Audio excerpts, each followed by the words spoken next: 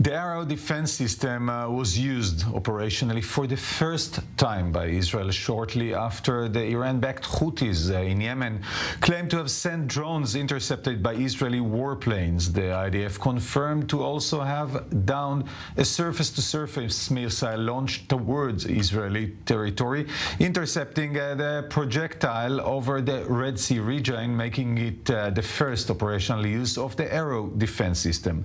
The Iranian-backed Houthi government in Yemen claimed responsibility for sending drones and saying it will continue to do so. I'd like to bring in our expert panel for this evening, Behnam bin Taleblu from the Federations of Defense of Democracies in Washington, D.C., and here in Israel, Talin Bar, UAV and missile technology analyst. Thank you, gentlemen, both for joining us, and Siman Shine, former intelligence officer within the Israeli Mossad. Sima, thank you as well for joining us today. Behnam, I'll start with you. Looking from the other side of the Atlantic, how do the Americans look at this war? What does it seem that the Israelis and the others are trying to achieve? And do you see a chance that the Americans will have to practically intervene, not only by intercepting missiles, but practically by using force? Well, it's a pleasure to be with you and the distinguished panel. In essence, it depends who you ask in America, and especially in Washington, within which flank of Washington. Clearly, the administration, the Biden administration, that is looking to stand with Israel both in word and in deed. But at the same time, right now, you've seen them absorb the vast majority of the Iran-backed strikes in the region, particularly in the heartland in Iraq and Syria. There's been a reported 24 attacks against U.S. positions in Iraq and Syria using drones and rockets. The U.S. has only kinetically responded one time. Obviously, Israel has a much better response ratio against Iran-backed militants, be they in Lebanon or in Gaza.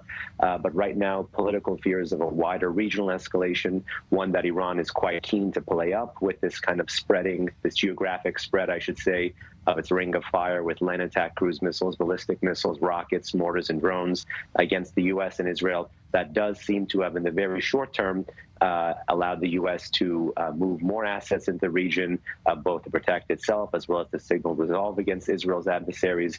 But the big question for Washington right now is there an overt trigger? Is there a clear political and technical red line? Many assume it's a more overt entry of Hezbollah into the conflict beyond using anti-tank weapons and select rockets against 20 to 40 to 60-kilometer range radiuses. But beyond that, all eyes are actually on the success of Israel's operation in Gaza, and if Iran will threaten to widen based on that success. Yes, and Behnam, hearing that Secretary Blinken is about to arrive again in Israel this coming Friday, what is he going to say to his Israeli counterparts? These are high-profile political visits designed to make sure both the Israeli government and the Israeli public knows that the U.S. is keenly watching and standing with the Jewish state as it seems to be surrounded by an Iran-backed ring of fire on all sides. Will these, talking points as well as the moving of more infrastructure into the region be sufficient as Iran steps up that ring of fire? I think time will tell. But these are important political signals to send to our ally in the region. Yes, Sima Shine, once again, thank you for being with us this evening. So that's how it seems from Washington. How does it look from Jerusalem this evening? What are we trying to achieve? What are we trying to prevent?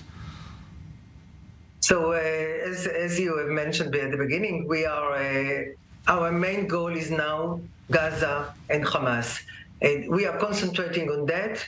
Other things are secondary. If it's Hezbollah in the northern border, we, of course, retaliate and do everything we think should be done, but that's not the main thing. The same goes for the Houthis from Yemen. It was intercepted by us. Before it was intercepted by the Americans. Some fell on the Egyptian soil. So this is, and I heard this evening that they proclaimed war vis-a-vis Israel. So this is a scene where we don't put our emphasis now. We are concentrating on Hamas and Gaza, and it looks that we are achieving a lot of success on the ground, quite paying a heavy price for that, but achieving a lot. And as it was said before, we will retaliate when and if it will be needed. And I think what we see now is the decision of other militias in the region, according to Iranian order, to try and take some attention of Israel in order to say that they have come to support Hamas, but no one, and especially not the Iranians themselves, are willing to fight, really to fight for Gaza. And this is an issue that will be part of the problem that Iran will face at the end when it comes to its end, with its resistance front that it has established. Yes, but Sima, one more question. I hear you analyze very, very clearly the situation, but if there is something that was very obvious on October 7th, it is that Israel misread Hamas intentions. It thought it is deterred, it wasn't, etc. How can we be sure that Hezbollah won't act likewise? I mean, at one certain point, today, tomorrow, within a week, change totally and attack Israel in all fronts? That, of course, we cannot be sure, and that's the reason that Israel has brought such big numbers of soldiers to the border, has evacuated the kibbutzim and villages, and is on alert on our northern border. My understanding, reading from, and we will hear Nasrallah for the first time on Friday in a speech, but from what I'm reading from the Iranian side as well as from Hezbollah side, I can say that they have a lot of reasons not to get into a full-scale war. It's one the reason is of course the American presence, but it is also the Israeli awareness on the ground, and the fact that civilians are not on the border, the fact that the Lebanese people doesn't want a war, and we are following what is happening in Lebanon, and we hear that people are saying we don't want Beirut to be like Gaza. So I think there is a lot of pressure on Hezbollah not to open a full-scale war. At the same time, it's important for them to say that they have contributed to the war of Hamas. And at the end of the day, Hezbollah is the diamond from the point of view of Iran, and I don't think they want to lose Hezbollah for Gaza and for Hamas. Yes, Tal Inbar joins us now. Tal, we've mentioned now and before those attacks from Yemen by the Houthis, by a few different tools. Let's analyze them. Let's look at what they have, what they fire at us, and the complexities of intercepting those efforts. Sure. The Houthis used several types of systems, from long-range UAVs, drones, that are flying at a very, very low altitude and rather slowly, so it takes them several hours to reach Israel. They also used several cruise missiles with a jet engine. They are more speedy, if you like. We just saw several hours ago the remains of one of those cruise missiles that fell in Jordan. And then we had the incident from this morning when the Houthis fired a long-range, or actually mid-range ballistic missile with a range of roughly 1,800 kilometers to the proximity of 2,000 kilometers. And this missile, they named it Tufan. It is actually Ghadr, an Iranian ballistic missile that we know for several years. And it was just unveiled by the Houthis in a military parade last month. So we have slow-flying drones. We have more assets that they are using cruise missiles, and at least one ballistic missile that was used today. Yes, and let's talking about the interception itself. The first one around last week, those tools were intercepted by the Americans, the Saudis over Saudi Arabia. Then the Yemenis, the Houthis, change the path to make life more complicated on the Americans, so Israel has to deal with them closer to Israeli shores. How complicated it is to locate them, taking into consideration what you've mentioned at the beginning of your previous answer, which is they're flying in very slow on a low altitude, etc.? Well, detection of slow-moving targets is rather hard and difficult because you have to use some radars that have the capability to watch those slow-moving targets. As for ballistic missiles or cruise missiles, it's a little bit easy to detect, but then again, the demonstration of successful interceptions by the United States via its Aegis ship in the Red Sea, and Saudi Arabia assets on the ground, and Israeli interceptors, including the Arrow, it is a proof of the importance of regional missile defense system, cooperation, collaboration, and some common language between the operators, at least the Americans and the Israelis. And as you know, we have practiced this for several years in joint maneuvers. So it is a joint effort. And of course, there is no such thing as 100% defense, but no target was actually caused any damage on the ground in Israel.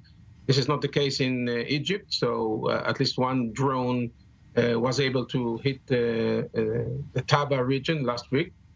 But it's a proof of concept of cooperation, and the detection of ballistic missiles could start much earlier. You don't need only radars, but you can use what the American forces is using, the detection satellites in orbit. Yes. Sima Shain, is there any way Israel can deter the Houthis in Yemen? It's far away, it's complicated, it will take attention from Gaza and Lebanon, but still we're being annoyed from Yemen on a daily basis, and if God forbids, they might succeed. Yeah, you're right. It's not a surprise. I can tell you that when we have been making different scenarios, much before, of course, the events that are taking place now, in different scenarios, we have put the Houthis as one of the players vis-a-vis Israel. They have said it in the past, and this is one of their slogans, and therefore it wasn't a completely surprised. What I think could be much more difficult, I think, as you heard before from Tal and Behnam, the UAVs and the missiles, we and the Americans know how to handle it. When it comes to the Red Sea, to things that crossing the Bab el-Mandeb, but others, that could be an issue. I'm sure that there is already a cooperation with the Fifth Fleet of the Americans, but still this is something to worry and to look upon.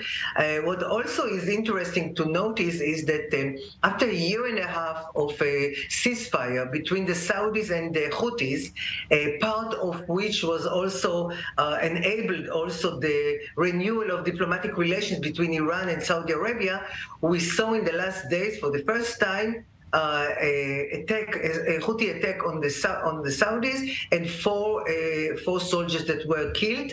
I don't know if it's a beginning of a new round after this ceasefire, but it is something that we didn't see before.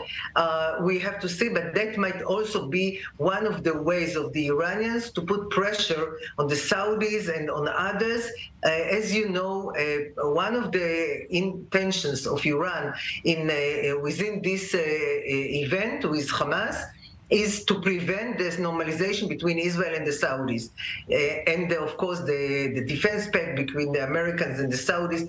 So this is just today we heard that during the visit of the foreign minister of Saudi Arabia in Washington, he has told the Americans that Saudi Arabia is continuing to be interested in normalization with Israel. So this is something that might be developed from the Iranian point of view, something that to put pressure on Saudi Arabia on one hand, and of course course, on Israel on the other hand, we have to look very carefully.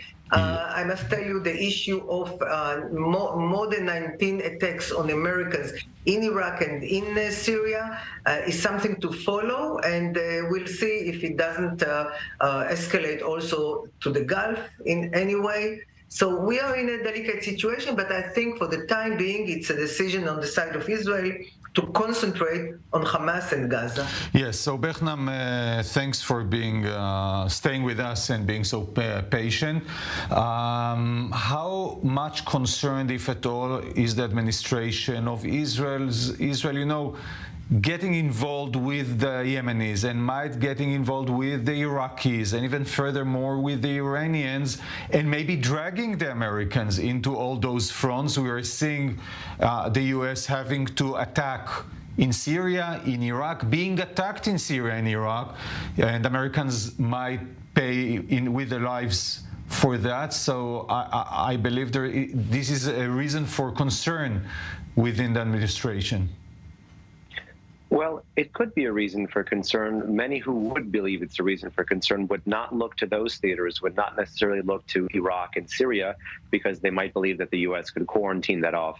Yemen is a wild card. The likely place they would look to for a potential red line or a threshold for greater American involvement would be this increasing return of fire between Lebanese Hezbollah and Israel to Israel's north, the potential for geographically divergent fronts, the potential restarting or the potential commencement, I should say, of a third Lebanon war does contain political ramifications for escalation. But I did mention that the Yemenis were a wild card, and I do want to go back to this and part of what the friend and colleague Tal was saying about the land attack cruise missile and the medium-range ballistic missile capability.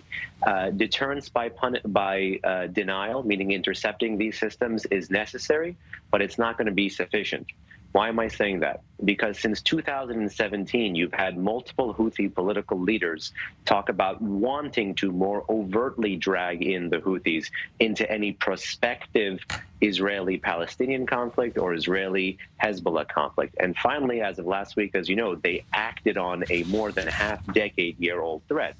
And in essence, the Houthis, out of all of Iran's axis of resistance, more than Lebanese Hezbollah, more than Hamas, more than the Syrian and Iraqi militias, they are the only ones with medium-range ballistic missile capabilities and land attack cruise missiles. And they didn't even create this proxy. They co-opted it. So this really is a wild card if one of these systems does get through. And that's why I could see Israel doing, as they say in Italian, a politica del carciofi, or a politics of the artichoke one at a time approach, because deterrence by denial against such an adversary, in my view, is going to be insufficient. Behnam bin Taleblu, Talin Bar, and Sima Shain, thank you so much for being with us this evening.